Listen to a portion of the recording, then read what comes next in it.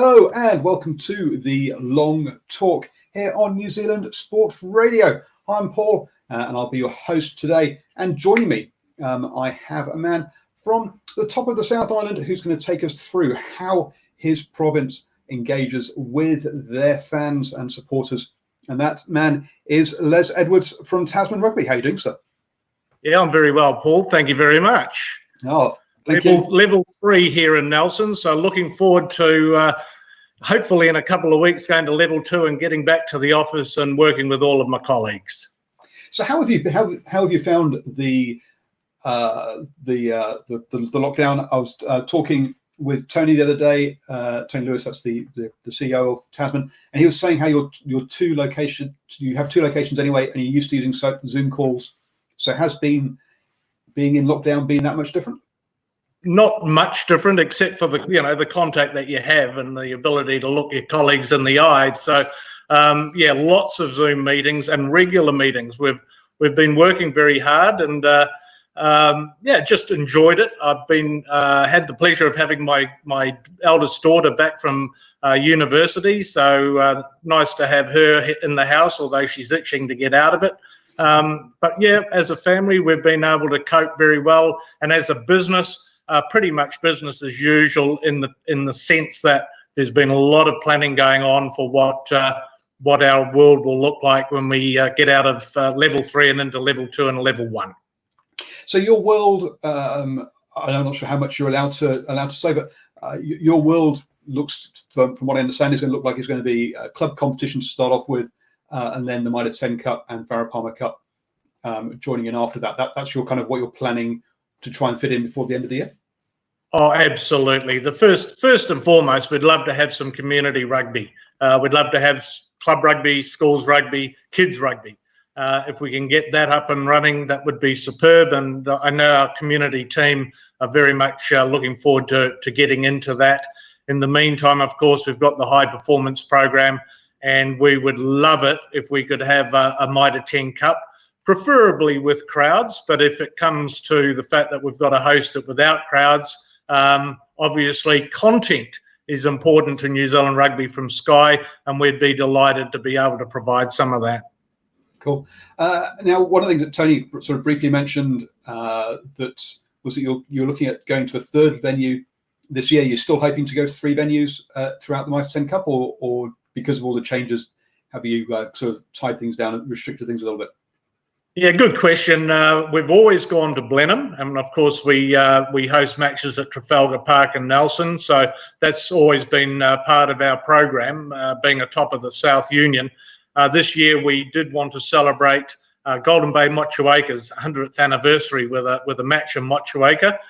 We haven't canned that, but if there are no crowds allowed, we wouldn't go there because obviously it'd just make more sense to have one central location, so we don't have to move around a lot in that environment. If we are able to have crowds, then at this stage it's not off the table, and I know that there's a huge number of fans in Golden Bay and Motueka would love to have us over there. And if it is there for the 100-year anniversary, clearly the whole point is that it's a festival, it's a celebration, and it's not much of a celebration if no one's there. So yeah, totally understand why you wouldn't go without crowds. That's all been a little rabbit hole, because what I normally start off with is asking you what your first rugby memory is.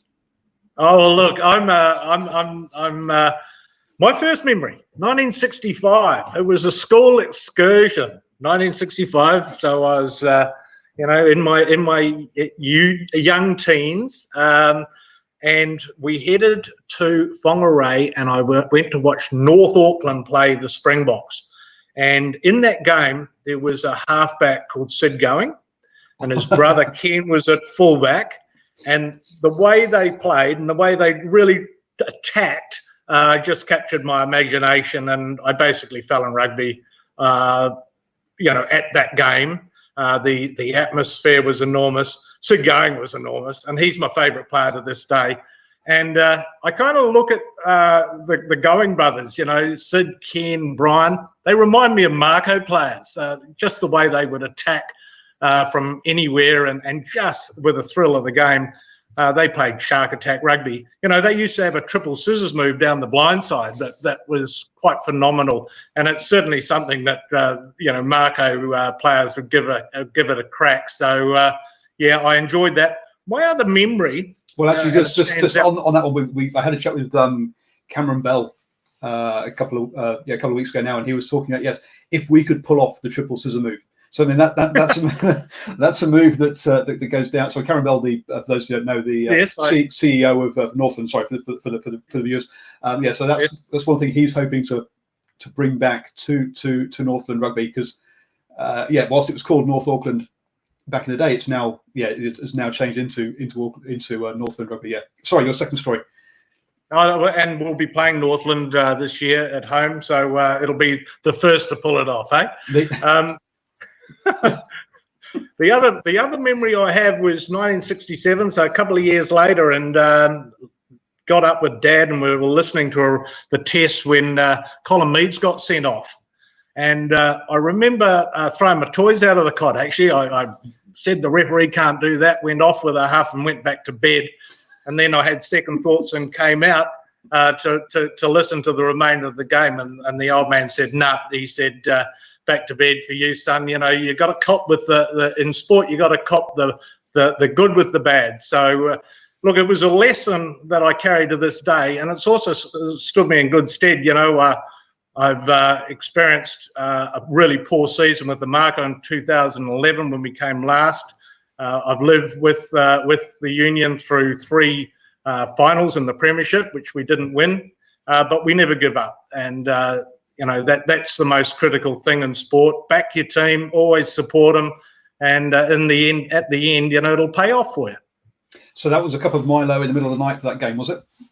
Yes, it was, and I still believe to this day that poor old Colin Meads was poorly done by, but that's another thing. That's another thing. Yeah, it sounds like your dad.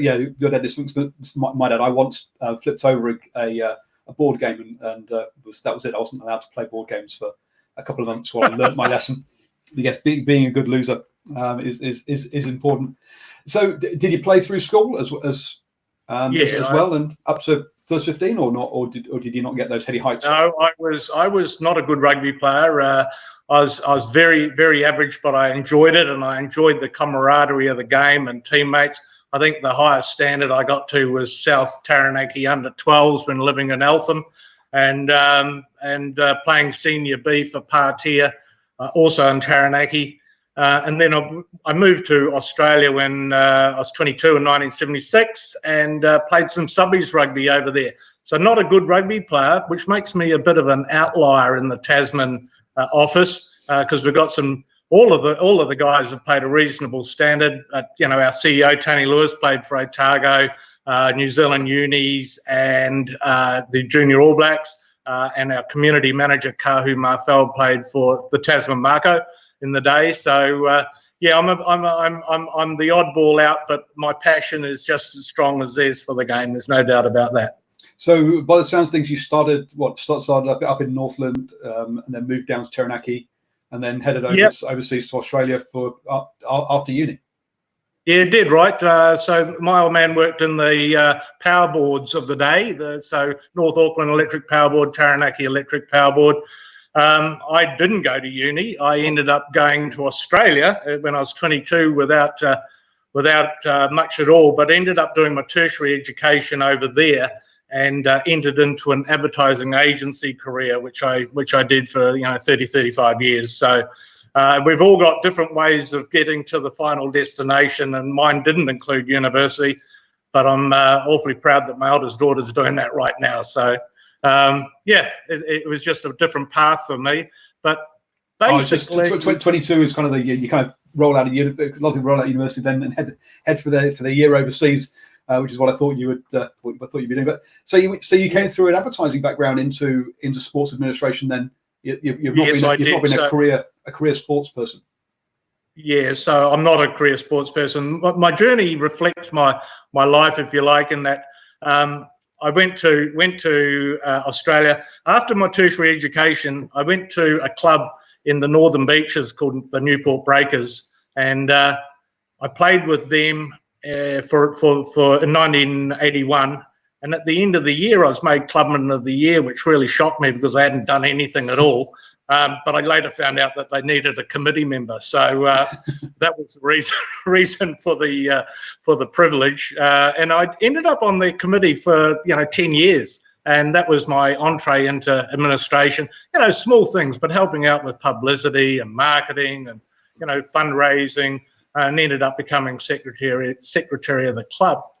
In '91, I went to Korea, the Republic of Korea, and I lived there for 5 years and got involved with the local expat team there called the Soul Survivors. And then I went to Guam and got involved and helped form the Guam Rugby Football Union, and did all of the marketing around that. Basically, I was there for 3 years with a job and with an advertising agency, but in my part-time helped put together a program that enabled us to host the South Pacific Games Sevens in 1999, which was a huge amount of fun. We ended up building a field, a whole bunch of expats, and then right now, Guam's an accredited test nation, playing in the Asian tiered competition, and the sport is hugely popular amongst local Guamanians. So both male and female, actually, they're very, very good at the game. They enjoy it. Ended up back in South Korea for another 10 years, again, just helping out the Soul Survivors until I came home. That was July 2010. And in September of that year, I happened to meet Peter Barr, who was the CEO of the Tasman Rugby Union at the time. And he was looking for a new commercial manager. But he wanted to, I believe he wanted to get away from just, someone who would go and try and sell, rather than he wanted someone who would build long-term relationships and partnerships. So my skill level in that, through my career, enabled me to do that. So when you say home, was that back to Northland, or was it actually to Tasman? Or did you, home being New Zealand. I mean, New Zealand in general, Yeah, funnily enough, I was born in Nelson. Didn't live here very long. My surname's Edwards, so maybe I'm a relation of Jock Edwards, who knows. But yeah, Nelson was where we chose to live as a family, mainly because it's such a beautiful climate here, and also because I've got 2 daughters, so Nelson College for Girls has a very good reputation. So that was the reason for coming here. I was lucky enough to get interviewed for the job as the commercial and marketing manager, and was successful in my application, and I've been here ever since. So that's quite remarkable. It is, and you've run, as you say, you've run events like the Oceania Sevens championships. That gives you experience of running relatively large events and dealing with administrators at pretty high levels in those different countries. So I'm guessing that would involve, you're talking teams like Fiji and New Zealand coming and playing in that tournament. So it's yeah, not New Zealand, but certainly Fiji and all of the South Pacific nations. It was a magnificent event, and a great team of people who helped put it on. But to host the South Pacific Games, we had to go and create a union. So the Guam Rugby Football Union came out of a club, the Guam Rugby Football Club. Now there's several clubs on the island, but I think the real advantage for me was the fact that I have been at a high level in the advertising agency world, dealing with clients and people who have decision making over how they're going to invest their money in their own brands. So the same principles apply. We're talking to the owner of a large business to get on board with sponsorship. Clearly, it helps if the CEO or the owner has a passion for the game. But what we have done is built a very good, financially viable union. Yeah, Tony was talking about the fact that you have cash reserves so that you're going to be able to get through this this downturn and lack of rugby for this season at least. Obviously, multiple seasons. Obviously, you need games, you need gate receipts, but for this season, you're going to be okay. Now, one of the things that I've talked to other people before, and I've talked to people in the beverage industry who say, look, sponsoring the All Blacks is worth it. Sponsoring pretty much everything beneath that, they see as being a bit more of, well, practically charity, that they don't get basically the return on their on their investment. Is how much of the sponsorship at provincial level is kind of done on the sort of charity basis? If I just want I just want to support the local province, and how much of it is done actually on a proper return for the business? Look, I'd say that the great majority of our sponsors are in it because they love their region and they love their football team, their rugby team. And they enjoy the match day experience and the benefits they get out of that association. But at the higher end, we work very hard with our brand sponsors so that we can leverage their relationship with us to provide value to them. So our players and our coaches are very, very good when it comes to engaging with sponsors in their backyard and on their premises. When we do a Q&A with, with our major sponsor is MBS, the Building Society, Nelson Building Society. When we do a sponsor engagement with them, it works. It works for both parties. It works for them to be able to have an evening where they can invite their key customers along.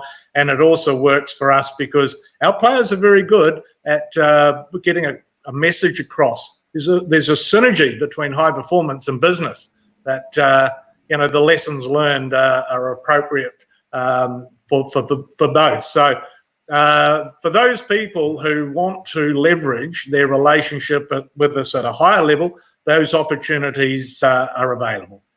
Now, you mentioned that name, Nelson Building Society. So clearly that's a local a business. I think one of the things that Tony said was that you've spent a lot of time nurturing that local business connection. Does that alter how you've gone about your marketing strategies? Are you hyper local? Are you hyper niche in that kind of sense, and don't look beyond your borders too much?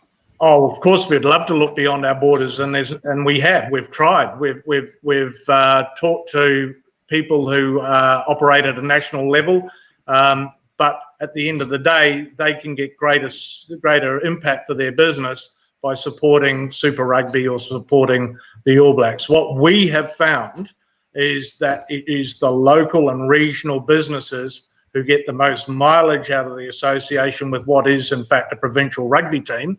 And that's where the partnership and the relationship is built. So national companies are great. We'd love to have them, but on our jersey we have Golden Edge, right?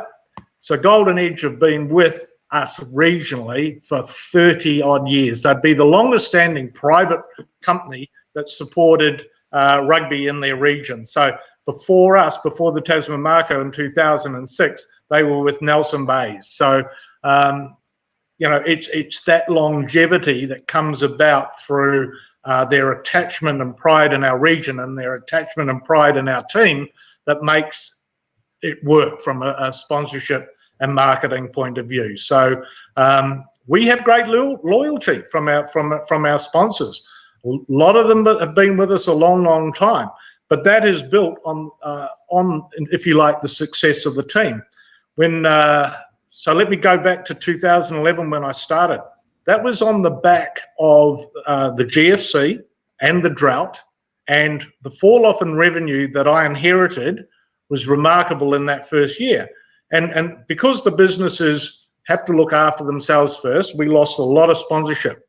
But over time, with the success of the team and with the success of the likability of the union and the players and the marketing and whatnot, we've grown a brand that people like to be associated with. So we've been able to provide to the union and the board steady growth while providing really good benefit to the companies that support us. So, steady growth leads to some cash reserves being put aside every year, which leads to the position we're at this year, where everyone's still employed.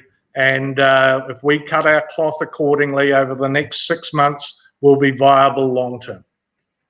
And that's interesting because you're talking about their sponsor that has been associated with rugby in Nelson for longer than the Tasman Rugby Union has existed. So how have you came obviously after the merger of the two unions, but one of the problems that Super Rugby teams have had is trying to get that tribalism.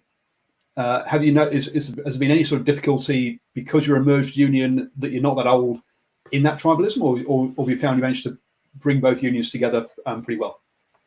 That was a journey, Paul. When it all started, it was all great. It was going to be a brand new era of Tasman Rugby, a merger of Marlborough and Nelson Bay subunions.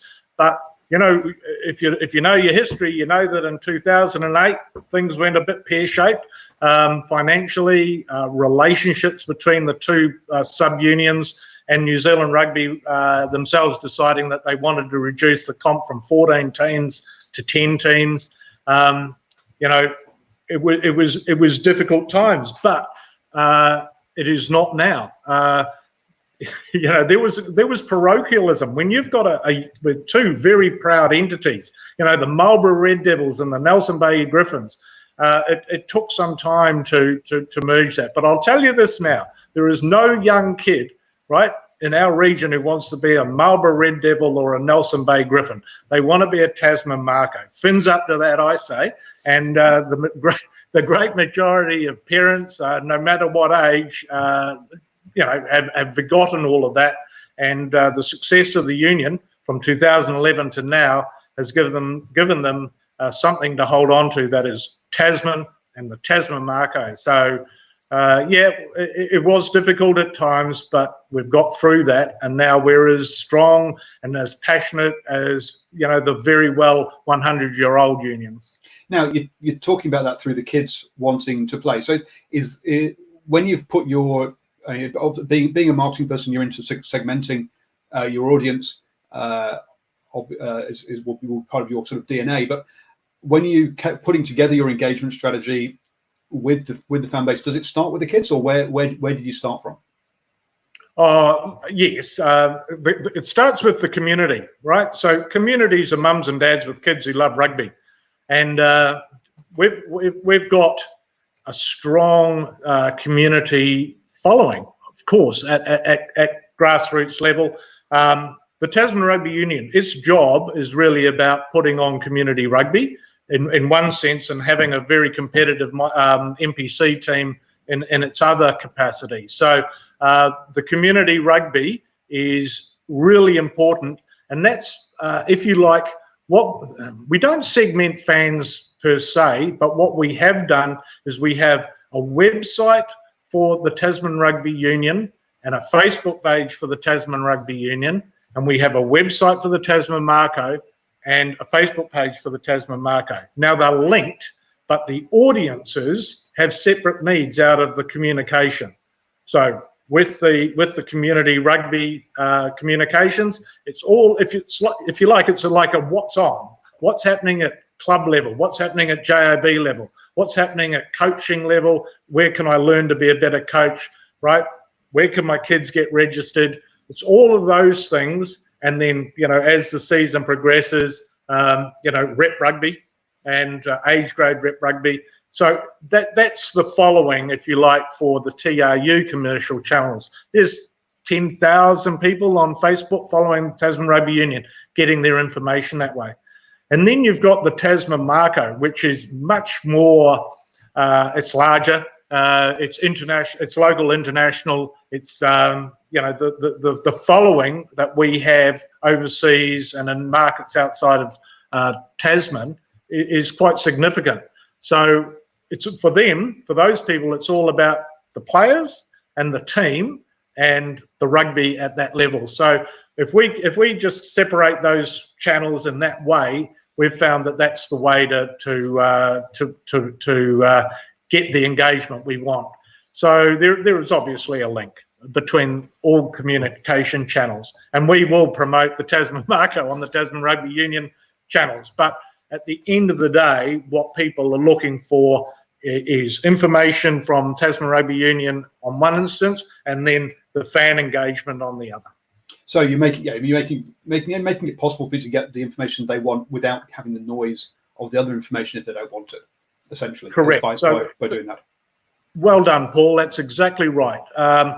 If you start throwing in club rugby stuff onto the Tasman Marco Facebook page, there's a disinterest from many people. There's 22,400 followers of the Tasman Marco, and they're not necessarily interested in the grassroots nitty gritty.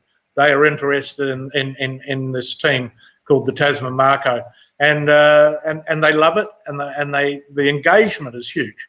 So if we look at right now, the Tasman Rugby Union is focusing its communication around COVID-19, keeping people informed on the stages and when possibly rugby will happen.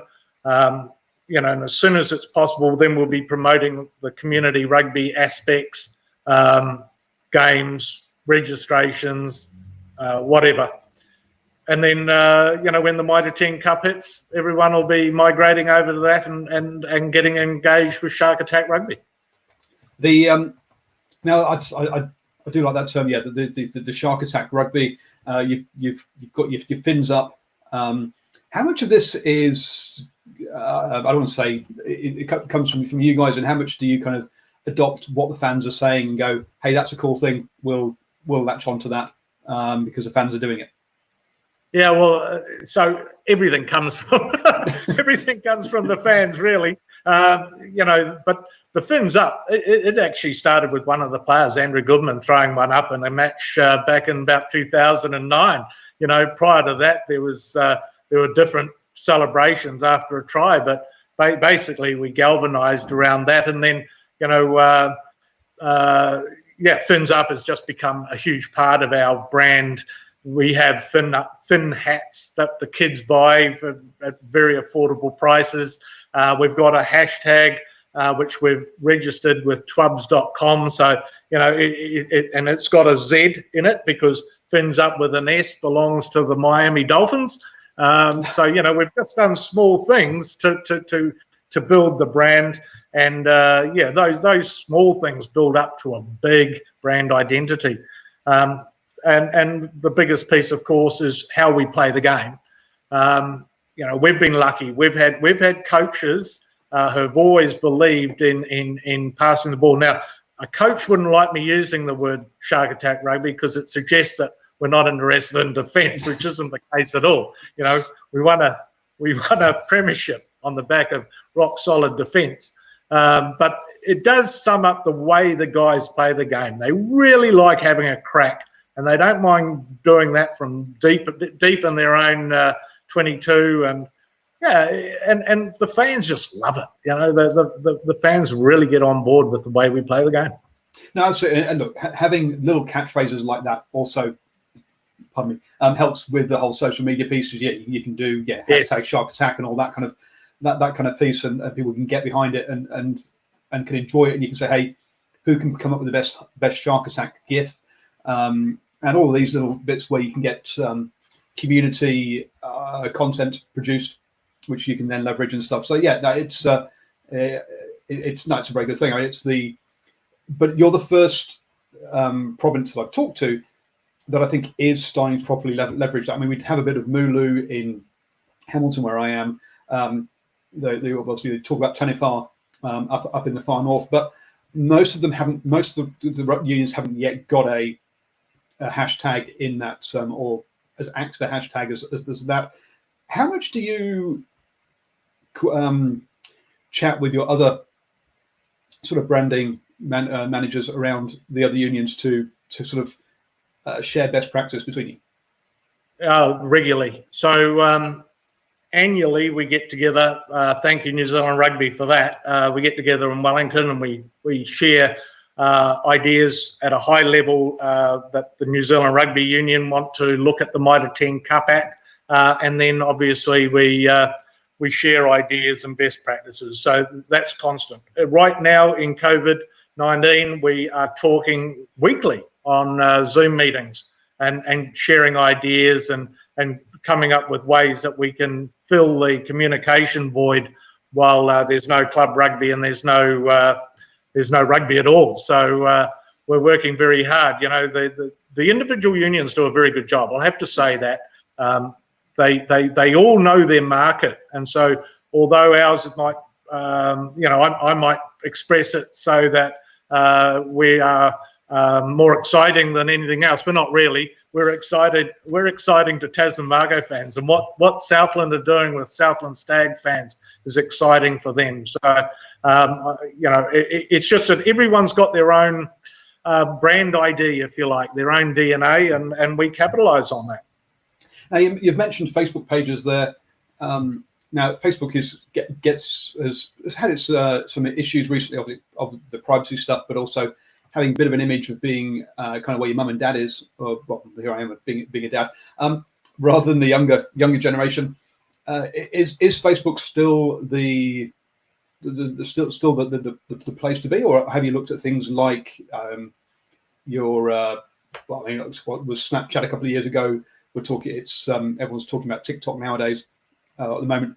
Have you do you look at those as well, or is it yeah, still... we're multi-channel, definitely multi-channeled. But you know, the largest engagement piece by far is Facebook, but Instagram's hugely important. And you know, as you know, Instagram's very visual, and it's a it's a picture medium, if you like. But we post what we're putting on Facebook.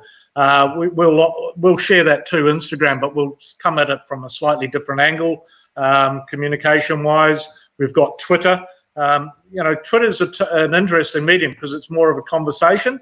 But I'm lucky in that I've got a fellow who is a fan, actually, who runs my Twitter page for me, and he does a magnificent job. Paul Moello, fins up to you. So yeah, it's all about just adapting yourself. You know, Snapchat was important about 2 or 3 years ago, but it's died off. I know it's still very important to young people, but it's just not a viable communication medium for us. And TikTok, well, we you know, you'll see that a lot of brands are leveraging TikTok into their communications, and we're no different. So yeah, it's a multi-channeled approach, but still, Facebook's very, very powerful in this country. Now you've obviously you have your commercial hat, which is where you've been brought into working with your sponsors. Now we're talking about the marketing side of, and we're talking multi-channels there. You've got some help on Twitter. But how many other kind of hats do you kind of wear within the union? Oh, yeah, well, I am the commercial and marketing Tasman. I've got a colleague in Blenheim. We've employed him this year. He's a guy that's been around in rugby for a long time. Got a lot of mana over in Marlborough, so it's a damn shame that COVID's come along while he's just starting. But he's important to me. But basically, that's it. You know, we're a very lean organisation at Tasman. We all do a lot of work, and we all do it with passion and pride. I don't have, for example, a media person or a publicity person or whatnot. It sits with me, and somehow in the course of a day and a week and a month and a year, we get it all done. So when you say commercials, that also include merchandise as well, as in and all the sales Yes. and that kind of things as well? Okay. Yeah, well, we're lucky there. We've got a terrific partner, Dynasty Apparel. They've got an online sales channel. We've also got, you know, a local business, Mitchell Sports, who will come to our home games and sell merchandise there. So I don't stock gear in the office because I'm not good at doing that, and we're not professional at selling apparel. Somehow it'll all just walk out the door because we're very generous. So no, I leave the selling of merchandise to those people who know how to do it, and we just concentrate on. So my role is really about sponsorship dollars and new and existing, and those relationships and memberships. So we have a very good group of SMEs who support us called our Marco 500 Club. It's a very affordable membership that comes with some terrific benefits, and we've got 200 of those. So there's some really good money that comes out of a bunch of people who want an affordable association with the team. We've got season ticket holders. We're not as strong in season tickets as some other unions. It's probably a legacy of our age as a union, 15 years old this year. Whereas, there are other unions that have Hawke's Bay, Taranaki, they have very large season ticket holders. But we're building on that, and we try and support them with a good deal. And so those are our levels. So I'm really busy with the commercial side of things, the sponsorship side of things, match day marketing, and looking after the fan engagement at the grounds, making sure we've got a very good, robust, little affordable ticketing system, which we do have. I'll call it low tech. It's an online ticketing system run by a firm called Dash Tickets. And that's been great for us, because that's really made sure that we get full margin out of our ticket sales. And yeah, it's just, that's how we've built the business. Now, but also, okay, so the key thing here for me is what you've done is, you say, right, our strengths is the relationships with people, and how to structure those things. As far as delivery of some of the things, like delivery of jerseys, we've got a partner on board. Delivery of the tickets, we don't need to be an expert in having an e-store, for example. We can use these three different people who can help with those kind of pieces, which is a strength, which is the way to go, definitely. Now, it sounds like you're about the apparel as well. Why every year do we get a jersey clash where it's very difficult on TV to tell the difference between Canterbury and Tasman when they're playing a game? Yeah, well, it comes down to cost, Can someone please have a second jersey? Yeah. Well, we've got to stop winning, so we'd give them away, because if we kept the jerseys from last year, we'd be able to buy a blue set for this year. But it comes down to affordability. We really can afford to have a set of jerseys that we play in for the year, and then the players will end up having them at the end of the season. Our colours are red with blue trim. Canterbury's colours are red with black hoops. The biggest clash might be that game. Also, but in the main, I don't think so. I don't think there's too much of a problem with the NPC unions and their clashes of jerseys. We did play in a blue set one year when we did have a home and away set, but it's just it comes down to trimming your budget so you can operate and make a little bit of money and put some away for a rainy day, Paul. Yes, I get that. But it is. I'll be honest. That is one of the hard ones. The other one is depending on how North Harbour's kit is, they can clash pretty badly with Hawke's Bay. You've also got obviously I'm wearing a Taranaki jersey at the moment, but that can clash with a Waikato jersey when they've got I've got blank Counties jersey. There are a number of clashes. Unfortunately, it'd be nice if there was like a generic white jersey as an alternate. But anyway, that's just a little pet peeve. Yeah. Take that up with New Zealand Rugby. They'll probably be able to put a floating kit of white jerseys around for when there is a clash. When there is a clash, yeah, exactly. It's the other kind of piece. You obviously talked about match day engagement as well, but you've also got your festivals, your sevens festivals, your age grade school tournaments, etc. How do you guys engage with or what do you put around those sort of events to engage with the fan base as well? Yeah, we've got a very strong, again, lean but talented community rugby team that manage all of those events for us and do a great job. Clearly, the communications around the events and what's on and how to participate is all communicated through the channels that I've mentioned. But at the end of the day, it comes down, a lot of it is personal communication between our community team and the clubs and the schools. They too have to have a relationship and a partnership, and they do have that. And that's basically how we tie that together. we're always dependent on our partners in clubland to assist us in doing these things, and we're lucky. Like every other province, we've probably got those volunteers who are available to help us put these programs on. But it is essentially managed by Kahu Marfel and Mark Cochrane, who manage our community team. And obviously, you do commercial relationships with your with Tasman. Do you help out the clubs with their sponsorship and their relationships, or do they is that their own? Pieces?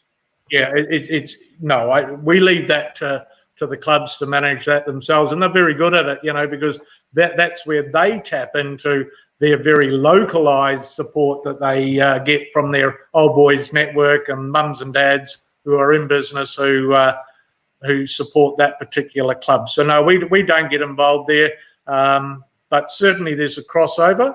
There are some people who sponsor both clubs and the Marco, but in the main, that's their job. How I support them is I go to rugby. I'm a rugby fan, so you'll see me in the clubhouse afterwards at a home game. And also, perhaps they can get a couple of photos while you're there for the Facebook page as well. Yes, absolutely. And the other thing you've had recently, which was a coup, was getting the All Blacks versus Argentina game recently. How much work went into, and how much planning went into getting that, and I guess the whole week around that as well, because it was a week-long event, wasn't it? Really? Yeah, it was a week-long event, but it started a year out. So, look, first of all, hats off to the vision of our CEO, Tony Lewis, who decided to be brave and try and bring a test match to Nelson, but not just any test match. It had to be an All Black test match.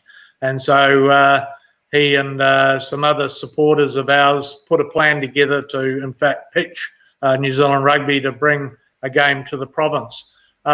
We learned that we had the match about 14 months prior to the match date, and a year out, we were leveraging that locally to sell the stadium out. So it was a pop-up stadium of 21,400 people, of which only 1,000 of the seats were covered. So if you think about, and it was all seated, 21,400. So 20,400 seats that were erected for the sole purpose of bringing the All Blacks to town. The benefits to the community were enormous, just an absolute payback for all of those involved. But basically what I did was I was able to pre-sell 50% of those 21,400 seats by marketing directly with our sponsors and our members and selling All Blacks plus Marco season tickets. So prior to going on public sale, it was 50% sold. And that is testament to how passionate the businesses involved with the Marco are about rugby generally. And we didn't put an obstacle in their way. We didn't say you can only sell amongst your own business. If they could go and find other companies who wanted to pre-buy, then we were more than delighted because it got them engaged with the Tasman Marco as well. In terms of the remainder of the 50%, that was great. You know, the response to the general public who didn't want to be involved with the Marco or whatnot, that was great. It came down to the last 2,000 seats, and I'm sure this happens with every test match. You know, you're basically all but sold out, but there's 10% to go. Where we got lucky there was we live in Nelson, and the weather forecast was glorious for test night. And also, the All Blacks arrived a week out. Now, if anyone ever wants to underestimate the power of the All Blacks and their engagement with people and how much people love them, just invite them to your town, because it was their presence for a week that, you know, we were sold out in halfway through the week. We were able to announce full house on Thursday prior to the game, and that was because of sunshine and the All Blacks. And they were magnificent in our town.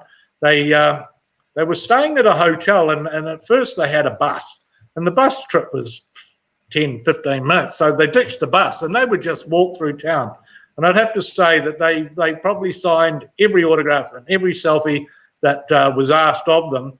But the public themselves were really quite cool. They knew the difference between when to ask for a selfie or an autograph when the players were walking. But if they were at a restaurant or having a coffee, they were pretty much left alone. But yeah, the All Blacks is a very powerful brand, Paul, and that night was just magical. It was cold. It was cold, but the day of the game, there was thousands of people up the streets of Nelson enjoying food and beverages and music, and then they came down. Our biggest worry was that with a pop-up stadium with only 3 entry points, that we might not get everyone in. So the last piece of communication was really about getting in on time, allowing extra time to get in, to be seated in time for the anthems and the haka. And it was fabulous because when those two things happened, there was hardly an empty seat. So, people just had the time of their lives. And it was marvelous. It helped us regionally, and it helped the union too. Hey, scarcity is obviously a great selling tool as well, but it's getting the weather obviously helps. Even if it's a cold night, you can put extra layers on, but if you're wet, it becomes a lot less fun. I was a member for Auckland for 3 years, and if it was raining heavily, then it'd be inside into the members' lounge, because it's just not fun sitting in the rain. But so the weather obviously helps, but also you say that the work by the All Blacks, they don't always get a